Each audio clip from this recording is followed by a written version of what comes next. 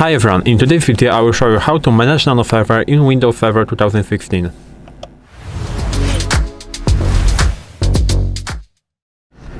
So, as I said in this video I will show you how to manage Nano Server in Windows Server 2016. As you can see, I am currently on Microsoft documentation site, and here is the article with how to manage Nano Server. As you can see, this article only applies to Windows Server 2016. Why? Because Nano Server changed, I think, in the next versions of Windows Server. For example, in Windows Server 2022 or Windows Server 2025, it works a little bit different. If you want to see the changes, you can either read it here, or you can watch my video when I recorded basically and I showed you this site, changes to Nano Server, and how does it work and why you have to use the container-based image right now. But in Windows Server 2016 it was a little bit different, and I will show you how to manage this Nano Server. Maybe I'm not going to read it all because, as you can see, the site is pretty long, and later I will show you also the service and update Nano Server site. But I think it might be pretty useful, and also if you are interested you can go to the site, go to the section, and maybe you will learn something interesting. But we can start. So, in terms of managing Nano Server is managed remotely. There is no local logon capability at all.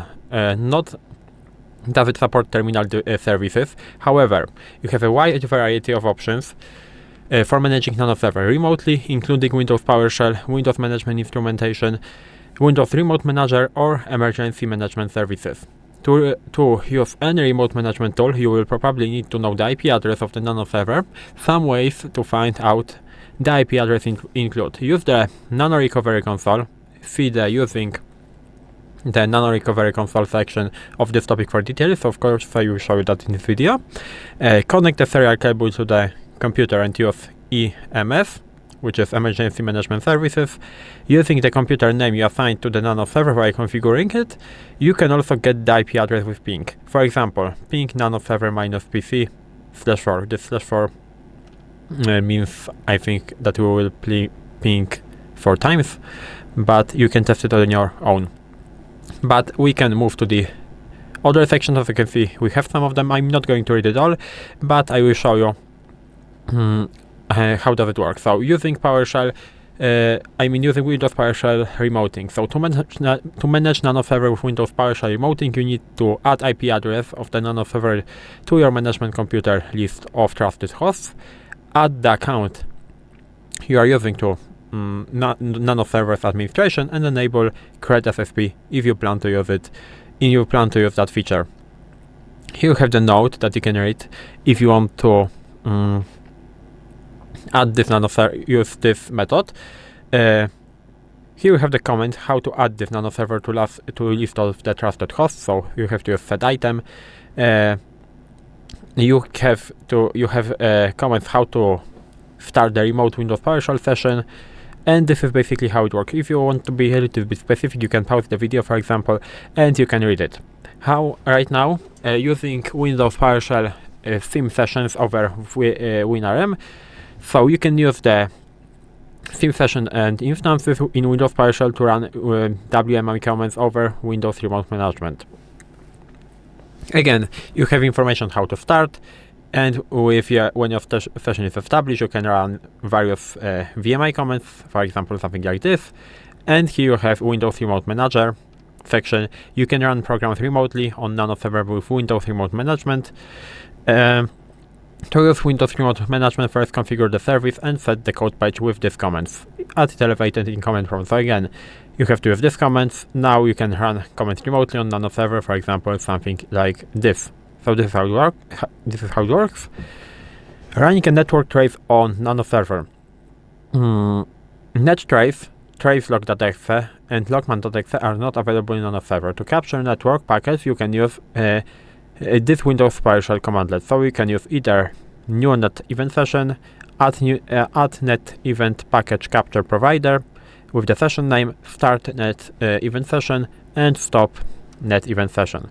If you want to do it, you can. If you want to get more information, you can go into the site, and you will get more details. Now, installing servicing packages. If you want to install servicing packages, use the servicing package pack parameter. You can pass an array of paths to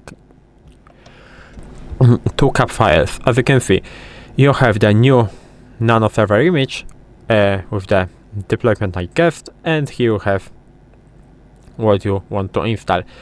Now, here is the whole instruction of how you can maybe not the instruction, but often servicing packages or hotfix is downloaded as a kilobyte item which contains a cap file. Follow the steps to extract the cap file, which you can install.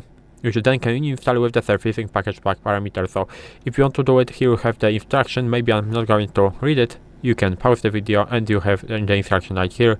You have to do exactly the same steps. Now, managing updates in Nano Server. Currently, you can use the Windows Update provider from Windows Management Instrumentation to find the list of applicable updates and then install all or a subset of them. If you use Windows Server Update services, you can also configure Nano Server to contact the WSUS server to obtain updates. In all cases, first establish a remote PowerShell session to use the Nano Server computer. This example use the session variable for the session. If you are using something else, replace that element with as needed. Now, view all available updates.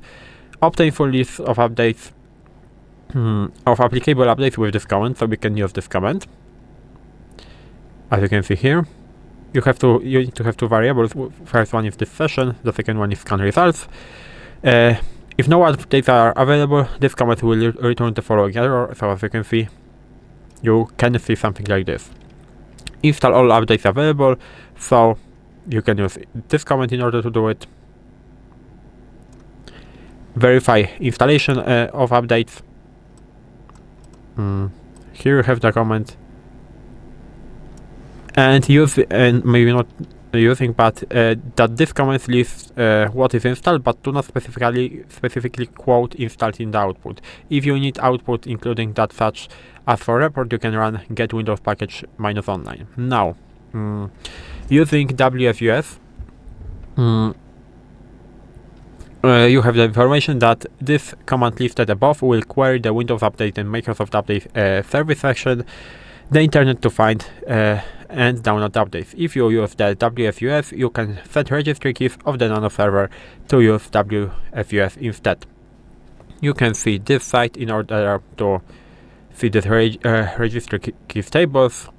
You should set at least the WU server and WS status server registry key, but depending on how you have implemented WSUS, other values might be needed. You can always confirm the settings by examining another Windows server in the same environment. Once these values are set for WSUS, the command in the section above will query that server for updates and use the downloads source. And this is how it works. Here you have information about automatic updates. Currently, the way to automate your update installation is to convert the steps above into local Windows PowerShell script and then create a scheduled task to run and restart the system on your schedule. Now, here we have the information about performance and event monitoring on Nano Server. So if you are interested, you can read it, but Nano Server fully supports the event tracing for Windows framework. Now, query available event providers. So Windows Performance Recorder is a tool to query available event providers as follows. So you can use something like this. As you can see, the wpr.exe -providers. Here you have the information about record traces from the single LTW provider. So here you have the information. As you can see, if you are interested, you can of course go to this site and you can check it on your own. Here you have the information how to record traces from multiple LTW providers. So here you have this table. And record ETW traces during operating system boot time. So here we have the whole instruction of how to do it. Maybe I'm not going to read it, but you can see it right here. Now, how to capture performance counter data. Again, you have the information. how to interact with Windows event logs. And here you have information about graphical interface tools and using PowerShell desired state configuration with Nano Server. So you can manage Nano Server as target nodes with Windows PowerShell desired state configuration. Currently you can manage nodes running Nano Server with DSC in push mode only. Not all DSC features function with Nano Server. So this is how to manage Nano Server. You have also the section in that case of updating Nano Server. So if you are interested in how to update Nano Server, you can do it. So of course you can go to this site.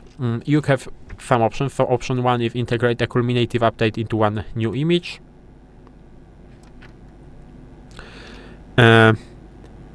Integrate culminative update into existing image. Apply the culminative update to an existing offline VHD or VHDX. Like this, apply the culminative update to a running Nano Server. Download and install the culminative update to a running Nano Server. And if you want to do it, so you have a lot of options, you can read it. Of course, you have to download something